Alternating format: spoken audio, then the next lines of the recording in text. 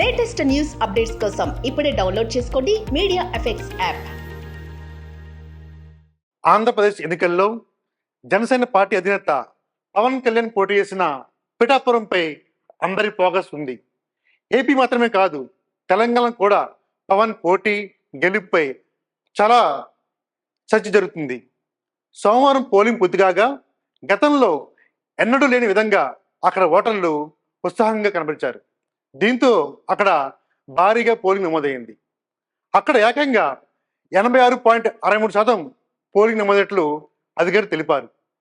పిఠాపురంలో 2019 ఎన్నికల్లో 80.92% ఓటింగ్ నమోదు కాగా 2014లో 79.44% నమోదైంది. గత 2 ఎన్నికలతో పోలిస్తే ఈసారి రికార్డు స్థాయిలో పోలింగ్ నమోదైంది. పిఠాపురం నియోజకవర్గంలో పవన్ కళ్యాణ్ పోటీ చేసినట్లు ప్రకటించిన రోజు నుంచి గ్రౌండ్ వర్క్ మొదలైంది. జనసేన పార్టీకి చెందిన కార్యకర్తలు, నేతలు ప్రచారాన్ని ముమ్మరం చేశారు. అయితే పిఠాపురంలో పవన్ కళ్యాణ్కు ఓటేసేందుకు యువత, ఉద్యోగులు, విద్యార్థులు పొరుగు రాష్ట్రాల నుంచి తరలి వచ్చారు. కొంతమంది ఏకంగా విదేశాల నుంచి వచ్చి ఓటు వేశారు.